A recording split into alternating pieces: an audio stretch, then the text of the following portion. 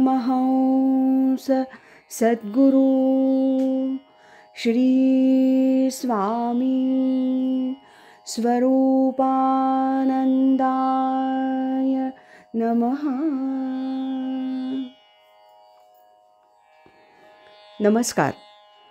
आजपासून आपण पावसचा प्रेमदीप या परमपूज्य स्वामी सत्यदेवानंद सरस्वती यांनी लिहिलेल्या परमहंस सद्गुरू श्री स्वामी स्वरूपानंद यांच्या चरित्र ग्रंथाचं वाचन क्रमशः ऐकणार आहात.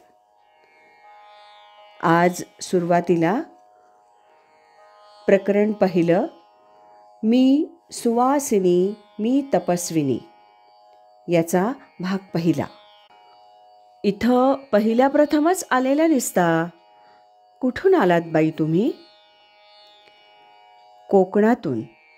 एकटीच. पायी आले. सामान कुठं आहे? माझ्याजवळच आहे. अंगावरचं लुगडं आणि कुंकवाचा करंडा. बाई, मी देवाचा पुजारी आहे. तुम्ही 10 मिनिटं इथंच ह्याच जागी थांबा. आमच्या कुटुंबाला पाठवून देतो. कृष्णाकाठ. मावळत्या सूर्याची म्लान किरणं मनोहर पादुकांना प्रणाम करून त्या दिवसापुरता वाडीचा निरोप घेत होती. मोरभटजी लगबगीनं घरी आले. अहो, ऐकलं का? खाली श्री देवांजवळ एक सवाष्ण आली आहे. तिला घरी घेऊन या. 100 मैल बिचारी पायी आलेली दिसतेय. आवडत्या देवाच्या नगरीत येऊन मोरभटजी आणि सत्यम काकू ह्या नरसोबावाडीतील सदाचार संपन्न परोपकारशील पोक्त जोडप्याच्या आश्रयानं महासाध्वी गंगा गोडबोले वाडीत राहू लागली. अबोल आणि व्यथित गंगेच्या तोंडून तिची सगळी हकीकत सत्यम काकूंना मोठ्या चातुर्यानं विचारून घ्यावी लागली होती. आपली मुलगी शोभेल अशा त्या सात्विक रूपवती पतिव्रतेवर कोसळलेल्या दुःखानं संतानहीन मोरभटजींच्या आणि सत्यम काकूंच्या अंतःकरणात अपार वात्सल्य दाटून येई. आणि रोज सकाळी आणि तिन्ही सांजेला त्या दोघांना गंगेनं खाली वाकून नमस्कार केला की ते जोडपं अगदी भरल्या कंठानं आशीर्वाद देई. मुली, तुझ्या तपश्चर्येला श्री दत्त महाराज मधुर फळं देतील बरं. कोकण प्रांतातील रत्नागिरी शहरापासून सुमारे 8-9 मैल अंतरावर वसलेल्या टुमदार आणि निसर्गरमणीय पावस गावात गोडबोले घराण्याच्या 8 पिढ्या होऊन गेल्या होत्या. त्यावेळची ही गोष्ट. चरित्रपुरुष श्री संत स्वरूपानंद स्वामीजींचे आजोबा परशुरामपंत आणि आत्ताच जो प्रसंग आपण ऐकला त्यात उल्लेखलेल्या गंगाबाई ह्या स्वामींच्या आजी होत. गंगाबाईंचं माहेरही देशमुखांकडे पावसेतच होतं.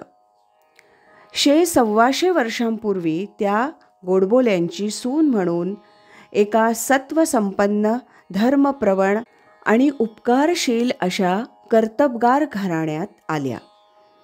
त्या काळी सासूरवास ह्या मराठी शब्दाला शब्दकोशात थोडी जागा असली तरी व्यवहारात हा शब्द कोणत्याही सुनेच्या सबंध जीवनाला घेरून टाकीत असे. गोडबोल्यांच्या वास्तूत परशुराम आणि गंगा ही जोडी काही एकटी राहत नव्हती. घर भरलेलं असे. शिवाय पै पाहुणा, पांथस्थ, अतिथी.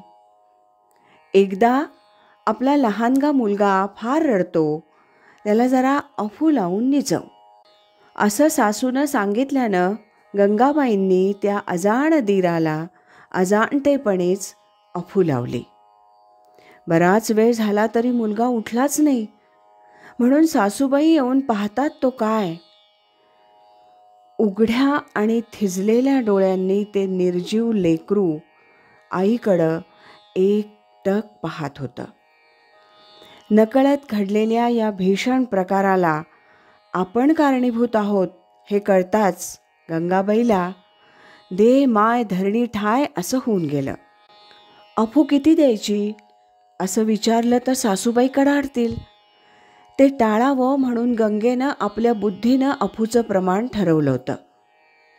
आता मात्र सासूबाईंचा कडकडाट किती दिवस चालेल याला मितीच नव्हती. हक्काच्या घरातून हकलून दिलेल्या निरपराध पण मनस्वी गंगाबाईंना गावातच माहेरी आयुष्य घालवणं ही कल्पना देखील सहन होत नव्हती. मनाचा पक्का निर्धार करून त्यांनी एके दिवशी गुपचूप पावस गाव सोडलं.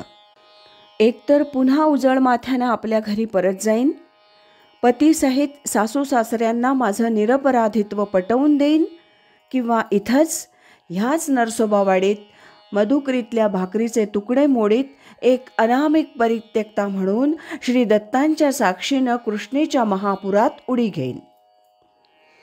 असा काहीसा निर्वाणीचा संकल्प करून गंगाबाई वाटचालीचे अपार कष्ट घेत चणे चुरमुरे किंवा केवळ पाणी यावर जठराग्नीचा भडका शमवीत श्री नरसोबावाडीत प्रविष्ट झाल्या होत्या. आज इथेच थांबूया. चरित्र ग्रंथातला यानंतरचा भाग आपण उद्या ऐकूया.